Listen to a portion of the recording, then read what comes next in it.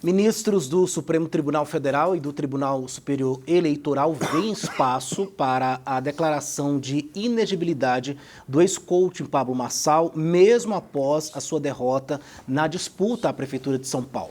A condenação pode vir em duas frentes. A primeira é a ação que discute o impacto da sua indústria dos cortes para as redes sociais. O caso ainda está nas instâncias inferiores, mas deve subir ao TSE pelas vias recursais. Fontes do tribunal estão atentas ao torneio de cortes promovidos por Marçal entre seus apoiadores mediante pagamento. A leitura é de que a prática pode configurar não só abuso na campanha, mas também caixa 2, já que os valores não teriam sido declarados. Mas a segunda frente é considerada a mais forte, que trata-se do processo em que Marçal é suspeito de burlar o bloqueio do X para disseminar notícias falsas, o que inclui o laudo falso publicado para atacar o candidato Guilherme Boulos do PSOL. No sábado, o ministro Alexandre de Moraes, do Supremo Tribunal Federal, compartilhou com a presidente do TSE, ministra Carmen Lúcia, informações da Polícia Federal que podem implicar a inegibilidade de Marçal. Segundo Moraes, o intenso uso da plataforma pelo perfil de Marçal pode configurar abuso de poder econômico e uso indevido dos meios de comunicação. E aí, doutor Moisés Marcione, Marçal deve se tornar inelegível? Então, a questão do uso indevido dos meios de comunicação, esse é o ponto que mais pesa. Esse conceito, ele é um pouco vago do direito, é um pouco complexo, é uma interpretação, a gente diz que é uma cláusula um pouco ampla na hora de ser explicada, mas é mais ou menos o seguinte, que considerando durante o bloqueio do X, ele continuou a usá-lo, mesmo contrário à ordem do ministro. Além disso, ele teve essa questão dos cortes que foi divulgado anteriormente, apesar de que, pelas explicações dele, aparentemente justifica-se. Mas a questão do uso do X durante a proibição e essa questão que até agora é inexplicável. Como que um candidato estava indo bem, estava tendo uma probabilidade muito grande para o segundo turno, lança um documento daquele falso, não se justifica. Parece que ele boicotou a própria campanha no finalzinho, porque se ele queria abarcar esse grupo mais à direita, mais conservador, que defende esses valores assim, quando ele agiu dessa maneira, talvez ele usou isso esperando que talvez não seja descoberto tão rápido, já que lançou na sexta-feira, mas desnecessário o uso desse documento. E agora, naturalmente, devido a essa pressão que vai ter o judiciário em cima dele, a probabilidade sim é de ele se tornar inelegível. Entretanto, vamos ver quais vão ser os argumentos, porque a questão do uso indevido do documento é uma coisa, mas a questão de falar de calúnia, difamação, injúria, isso aí foi um mato na campanha, foi a coisa mais natural do mundo. Injúria, que é o quê? Você falar de forma que o outro se sinta agredido. Teve demais. Difamação é você falar de uma forma que para todo mundo e muito amplo, afeta de forma que afeta a pessoa, mas que alcança muitas pessoas. E calúnia é quando você atribui um crime. Atribui o crime de homicídio, de um monte de situações que aconteceu nessa campanha. Então, a somatória das penas, eventualmente, tem que ser analisado bem claramente o processo para verificar. A gente não tem como dar clareza no que pode acontecer, mas essa questão do uso indevido do meio de comunicação, esse é o ponto mais crítico, porque foi durante o período em que o Alexandre de Moraes disse que não poderia ser usado. Foi uma ordem judicial. Apesar de que muitas pessoas usaram, mas o Marçal, devido a essa visibilidade e esse alcance das redes sociais, pesou mais a questão desse uso indevido do Twitter. José Menezes, Marçal abusou um pouquinho das regras? Ah, ele fez o jogo dele. Eu não vejo que ele abusou das regras, né? Ele fez o jogo dele, não defendendo, claro, essa questão dessa panfletagem aí apócrifa, né? Apócrifa, que ele acabou fazendo com relação a esse laudo falso. Agora, vamos aqui, antes de comentar a sequência. Veja bem, o que a Polícia Federal tem que repassar para o ministro Alexandre de Moraes para depois ele repassar as informações para a presidente do TSE, Carmen Lúcia? Eu não estou entendendo. Por que a Polícia Federal já não repassa passa direto para Carmen Lúcia. Por que tem essa ponte aí com relação ao ministro Alexandre de Moraes? É muito estranho essa questão, porque, na verdade, hoje que é o presidente de todo o sistema eleitoral brasileiro é a ministra Carmen Lúcia. Então, muito estranho essa divisão aí de questão de autoridade eleitoral. Agora, vamos ao ponto. A questão da panfletagem. Isso gera multa. A questão do X, ou seja, o uso do X, já está determinado também pelo ministro Alexandre de Moraes, que gera multa, R$50 mil por dia. Eu acho que seria o plausível essa aplicação de quantas vezes ele usou esse X aí. Então, já 2 casos aí que seriam passivos de multa, né?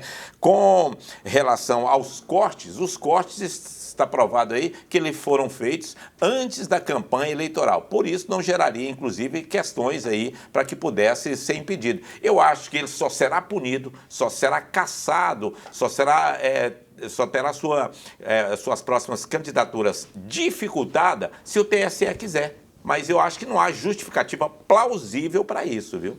Doutor Moisés Marciano, quer complementar? Então, a questão é que o Marçal, ele veio como um outsider.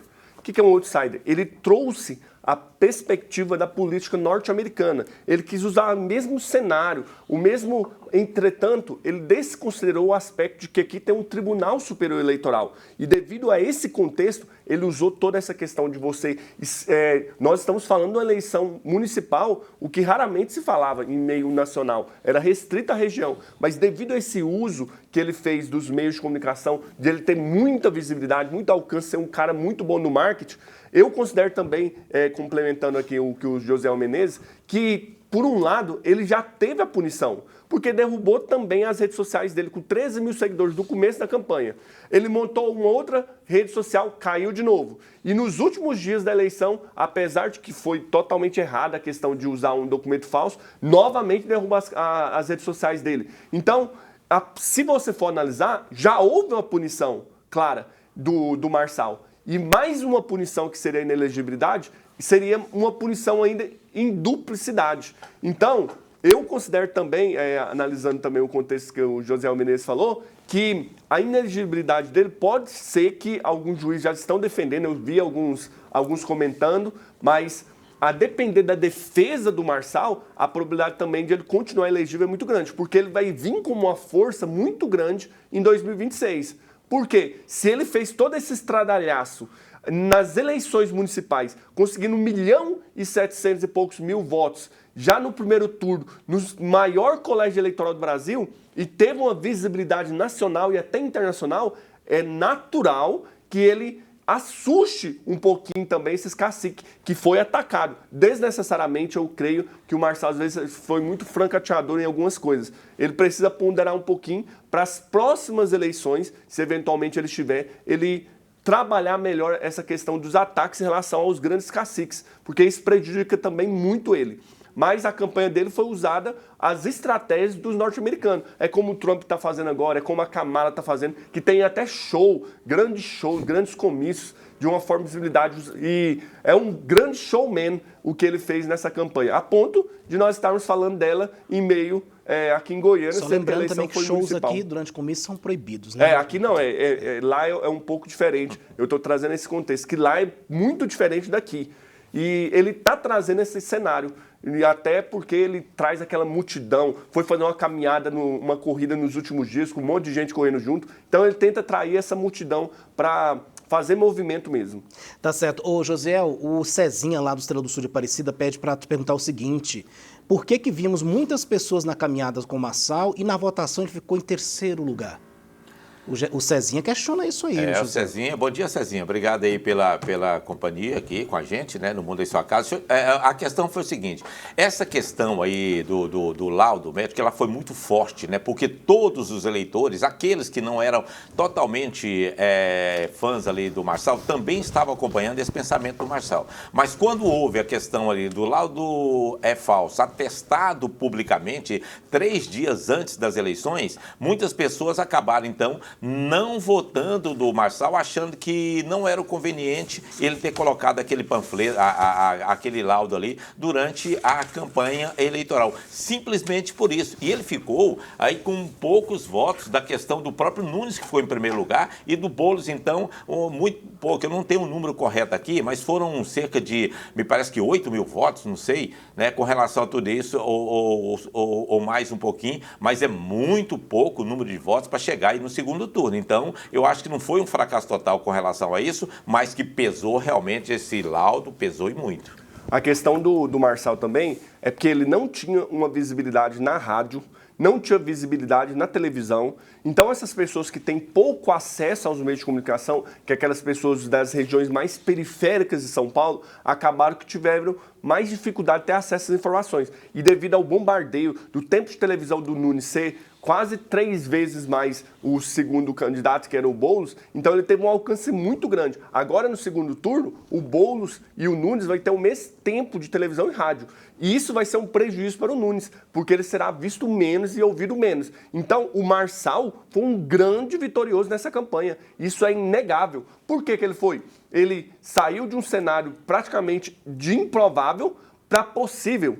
Então, ele antes era desacreditado e no final ele quase foi para o segundo turno, por cerca de 26 mil votos apenas. Então, você nota claramente que ele foi uma força política que chama atenção muito, a ponto de o Silas Malafaia fazer quase 28 dias de campanha contra o Marçal, a ponto de alguns, o Tarcísio fazer campanha contra, a ponto de dividir o grupo aí do bolsonarismo claramente. Então você percebe que ele se tornou uma força política que deve ser considerada, sim, para as eleições de 2026, porque a partir do momento em que você, sem nada, sem dinheiro público, sem tempo de televisão, sem tempo de rádio, conseguir alcançar voos tão altos, tão substancial, no maior colégio do Brasil, e a ponto de chamar a atenção do Brasil inteiro, isso é para se levar em consideração, sim. Então ele se tornou um grande vitorioso, apesar da derrota, ele agora pode até está sendo mais conhecido e agora ele está com 3 redes sociais